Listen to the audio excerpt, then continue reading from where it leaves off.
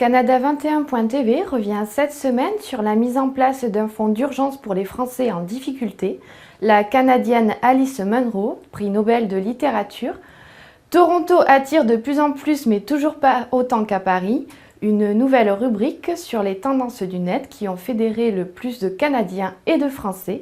Et les rendez-vous à ne pas manquer si vous êtes francophone et que vous résidez au pays de l'érable. La Fondation Français d'Amérique met en place un fonds d'urgence pour des Français résidents permanents au Canada.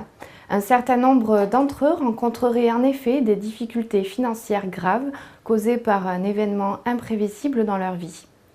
Notre correspondante à Montréal s'est entretenue avec David Dropsy, le président de la Fondation Français d'Amérique. Certains Français résidant au Québec seraient en situation précaire due à un accident de la vie, la perte d'un emploi ou bien leur état de santé.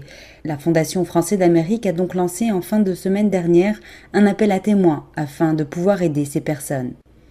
Le fonds de secours a été initié suite à un cas très concret d'un membre de la communauté.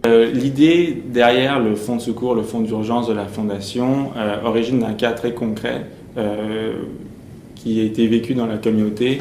Et c'était une personne qui s'est retrouvée en situation de précarité, elle a perdu son emploi et en 2 emplois, elle avait du mal à payer certains frais.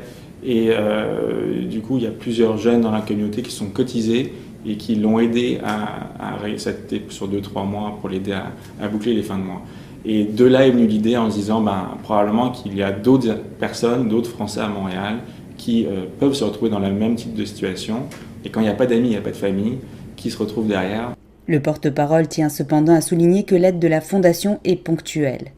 On ne remplace pas le bien-être social, on n'est pas une assurance chômage, c'est vraiment dans le cadre d'une dépense exceptionnelle qui est faite justement due à un accident de la vie.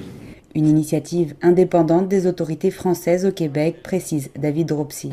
Nous allons chercher nos propres fonds de notre côté, avec notre propre réseau. C'était un choix d'être indépendant et puis l'objectif est vraiment que ce soit les Français qui aident les Français. Et que ce ne soit pas justement un fonds qui s'appuie sur l'État. Il y a eu des coupures budgétaires dans tous les gouvernements, que ce soit au Canada, aux États-Unis ou en Europe, ce qui fait en sorte que ces fonds-là ont tendance à réduire, mais les sociétés, elles, ou les particuliers sont toujours prêts à aider.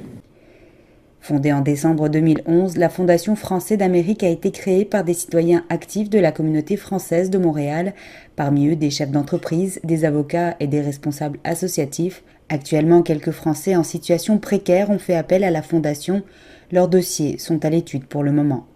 Pour en savoir plus sur cette action, si vous êtes un Français résident permanent au Canada et que vous faites face à d'importantes difficultés, vous pouvez adresser vos informations à l'adresse suivante info@françaisdamerique.ca. Événement dans le monde littéraire canadien, le 10 octobre dernier, le prix Nobel de littérature 2013 a été décerné à la Canadienne anglophone Alice Munro, décrite comme la maîtresse de la nouvelle contemporaine. L'auteure est la première ressortissante du Canada à décrocher ce prix de littérature et la 13e femme au palmarès. Âgée de 82 ans, elle est devenue célèbre en écrivant des nouvelles ancrées dans la vie des campagnes de l'Ontario, ce qui lui a valu d'être comparée à Tchekhov. Alice Munro a publié en 2012 Dear Life, qui pourrait être son 14e et dernier recueil, assure-t-elle en expliquant vouloir suivre l'exemple de l'Américain Philip Roth. Pour la France, rappelons qu'Albert Camus en 1957, Claude Simon en 1985 ou encore plus récemment en 2008, Jean-Marie Gustave Leclésio avait aussi reçu le prix Nobel de littérature. En honorant Leclésio, l'Académie avait voulu saluer un écrivain de la rupture, de l'aventure poétique et de l'extase sensuelle. Deuxième ville la plus amicale dans le monde, 4e ville la plus sûre, Toronto vient de gagner 5 places dans le classement des villes les plus attrayantes selon l'Analt JFK City Brands. Une place de 8e aujourd'hui qui lui vaut de passer devant des capitales comme Melbourne ou encore Vienne, mais pas encore Paris. La capitale française arrive en 3e position pour son image de marque, mais ne rentre pas dans le top 10 des catégories sécurité et population accueillante.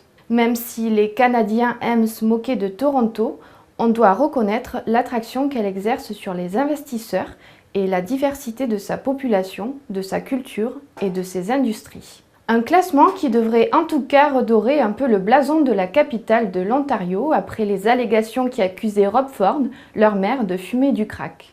Vous pourrez en tout cas retrouver un point complet sur les enjeux d'une installation à Toronto sur Canada21.tv dans l'émission que nous lui avons consacrée lors des 24 heures chrono de l'International en 2013. D'après les résultats produits par des chercheurs du St. Justine University Hospital Center et de l'Université de Montréal, 90% de l'ADN des 8500 colons français arrivés il y a 400 ans est aujourd'hui encore présent dans l'ADN des 6 millions de Canadiens français. Rappelons que l'émigration a pratiquement cessé après 1759, juste avant la conquête des Anglais. Alors le gène français, increvable ? Et puis notre nouvelle rubrique, les tendances du net. Chaque semaine, Canada21.tv compare les thèmes de l'actualité qui ont le plus fait réagir sur la toile. En France, c'est la disparition de Daniel Duval, le 10 octobre dernier, qui a ému le web. Acteur, réalisateur et scénariste français, il avait tourné avec Bertrand Tavernier ou encore Michael Haneke avant de revenir au polar, son genre de prédilection. Dans un autre genre, le match France-Australie a été le programme le plus tweeté de la semaine avec 260 195 tweets, peut-être à cause de la superbe victoire de l'équipe de France 6-0. Au Canada, c'est l'histoire d'Adrian Peterson qui a fédéré les internautes. Seulement 2 jours après le décès tragique de son fils de 2 ans, le joueur de football américain évoluant chez les Minnesota Vikings a renfilé les crampons dimanche contre les Carolina Panthers.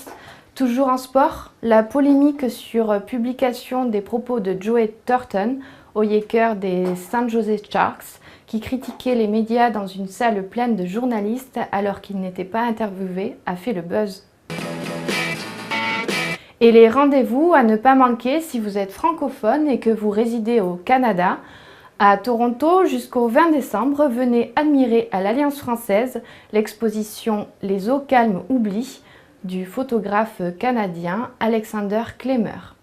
Le détail est à retrouver sur www.alliance-française.ca. À Vancouver, le 24 octobre, assistez au vernissage de l'exposition de Marion Landry, A Show of Hands, où elle expose sa collection de pieds et de mains créée lors du trimestre d'été à l'Université Concordia de Montréal. Rendez-vous de 18h à 20h à Essentia Master Store. Toutes les informations pratiques sont à lire dans la rubrique événements du site www.francouver.ca.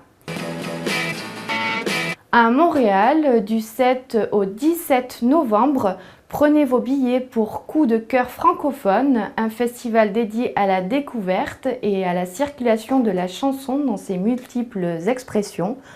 Pour en savoir plus sur la programmation, rendez-vous sur le site www.coupdecoeur.ca. Merci de nous avoir suivis et à la semaine prochaine.